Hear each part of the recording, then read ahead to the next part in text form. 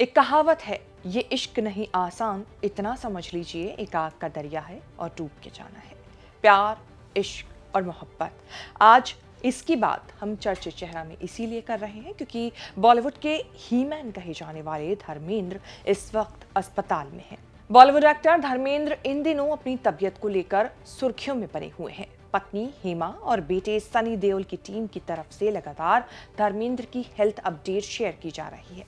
ऐसे में उनसे जुड़े किस्से, कहानियां और उनकी लव स्टोरी चर्चा में है। वो लव स्टोरी जिसके मुकाम तक पहुंचने का सफर किसी आग के दरिये को पार करने से कम नहीं था। अपनी ड्रीम गर्ल हेमा मालिनी को पाने के लिए शादीशुदा धर्मेंद्र ने स्पॉट बॉय को रिश्वत दी, फिल्म इंडस्ट्री के बड़े स्टार से सगाई तुड़वाई और हेमा के परिवार वालों को मना अपने प्यार को पाया।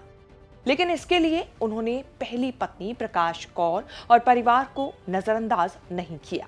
बताएंगे क्या है धर्मेंद्र और हेमा मालिनी की आइकॉनिक लव स्टोरी, कैसे संजीव कुमार से हेमा का रिश्ता पक्का होते होते रह गया। बताएंगे चर्चे चेहरा के इस एपिसोड में, तो बने रहे वीडियो के आखिर तक। नमस्कार, मैं हूं कीर्ति और आप न्यूज तक पर देख रहे हैं चर्चे चेहरा। बॉलीवुड के ही मैन धर्मेंद्र और ड्रीम गर्ल हेमा मालिनी की लव स्टोरी किसी फिल्मी कहानी से कम नहीं।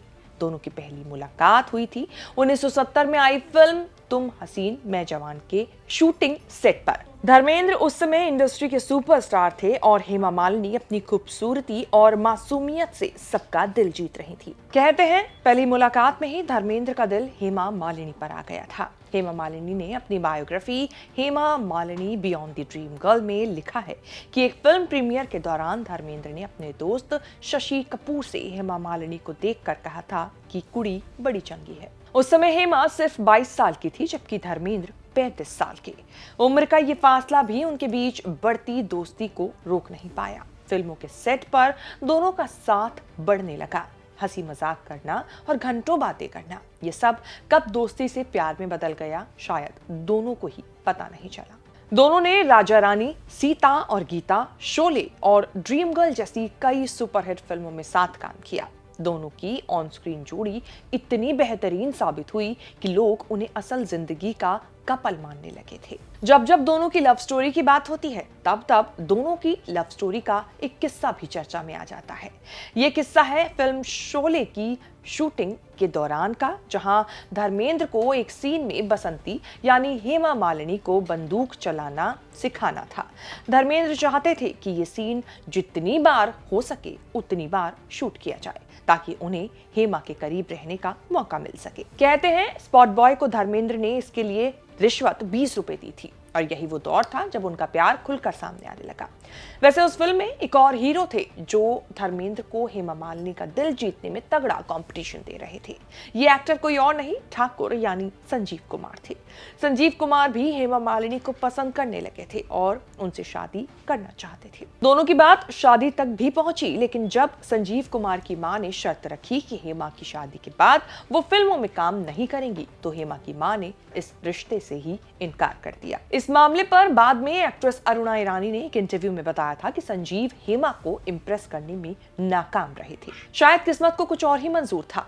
हेमा के बाद संजीव कुमार ने कभी शादी नहीं की और 1985 में 47 साल की उम्र में दुनिया को अलविदा कह गए। संजीव कुमार से रिश्ता टूट जाने और उनके साइडलाइन होने के बाद भी धर्मेंद्र का रास्ता साफ नहीं हुआ, आसान नहीं हुआ, क्योंकि वो पहले से शादीशुदा थे। उनकी पहली पत्नी प्रकाश कौर थी जिनसे उनके 4 बच्चे थे, सनी, बॉबी, विजेता और अजीता। हेमा को धर्मेंद्र की शादी और बच्चों के बारे में सब पता था, फिर भी वो उनसे दूर नहीं रह सकी।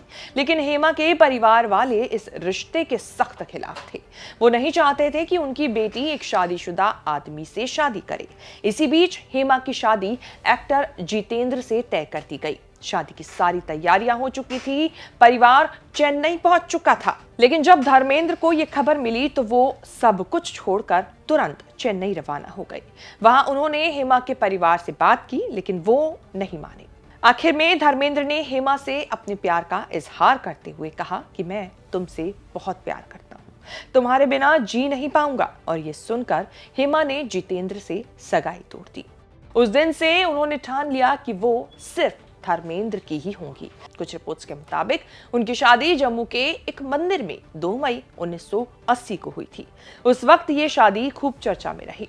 मीडिया में इस जोड़ी को लेकर तरह तरह की बातें हुई, लेकिन दोनों ने हर आलोचना को, हर क्रिटिसिज्म को नजरअंदाज किया और अपने रिश्ते को मजबूती से निभाया। 2004 में अपने धर्म परिवर्तन को लेकर एक इंटरव्यू में धर्मेंद्र ने कहा था कि वो ऐसे आदमी नहीं है जो अपने धर्म को बदले, और अपने धर्म बदलने वाली बात से इनकार किया था। समय बीतता गया, लेकिन धर्मेंद्र और हेमा का रिश्ता और गहरा होता गया। हेमा ने कभी धर्मेंद्र की पहली फैमिली से दूरियां नहीं बढ़ाई, बल्कि एक गरिमामय दूरी बनाकर रखी। धर्मेंद्र और हेमा की 2 बेटियां हैं, ईशा देओल और आहाना देओल। वहीं धर्मेंद्र के पहले परिवार से सनी और बॉबी देओल आज बॉलीवुड के बड़े नाम हैं। फिलहाल धर्मेंद्र मुंबई के ब्रीच कैंडी अस्पताल में भर्ती हैं और उनके चाहने वाले और फैंस लगातार उनके जल्द स्वस्थ होने की कामना कर रहे हैं।